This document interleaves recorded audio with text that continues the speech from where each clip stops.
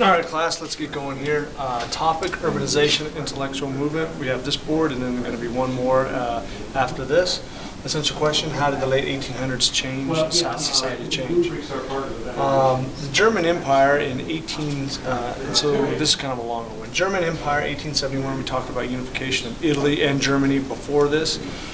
German Empire, 1871 to 1914. Kaiser Wilhelm was the ultimate power.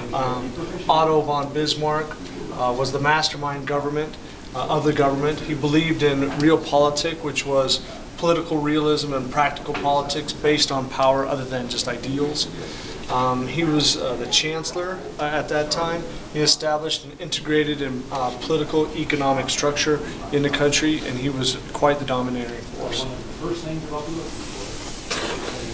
Bismarck sought to limit the influence of the Catholic Church in Germany. Bismarck also instituted a set of sweeping reforms to minimize the threat from the socialists. He did not want the socialists to be very powerful in his country. Modern social security laws were established in Germany, which was the first state in Europe to do so. Wilhelm II took over after Wilhelm I. Takes over after his father. He forces Bismarck to resign. Wilhelm II had a lot of pressure from the socialists. By 1912, the Socialist Democratic Party was the largest party in Germany at this time.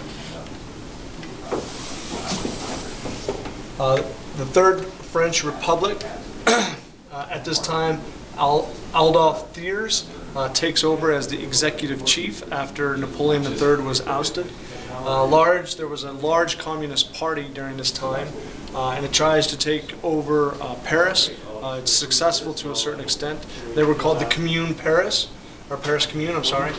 From March to May 1871, there was a civil war in France, and there were thousands of people that died, and about 20,000 people were executed because of their communist ties.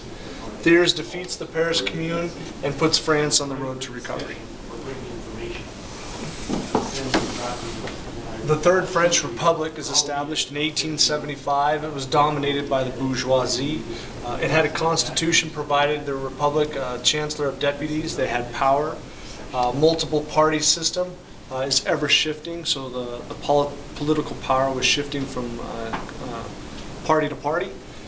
During this time, the Dreyfus Affair in 1894 took place, which was the most serious threat to the Republic. It led to an alliance between the moderate Republican and Socialists, and conservative military and the church were discredited. And we're going to cover the Dreyfus Affair in detail in class, I think, next week. Great Britain during this time, 1850 to 65, there was a realignment. Star Algar, please go to the health office. There was a realignment of political parties. The Tory party became the Conservative Party, and that's still what it's called today, is the Conservative Party.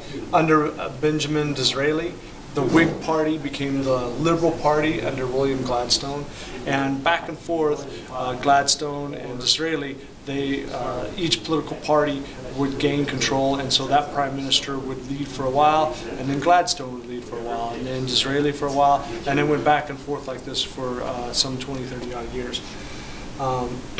The Disraeli argued for aggressive foreign policy, expansion of British Empire, and democratic reform. The Reform Bill of 1867, very similar to the Reform Bill of 1832, more equitable representation in the House of Commons.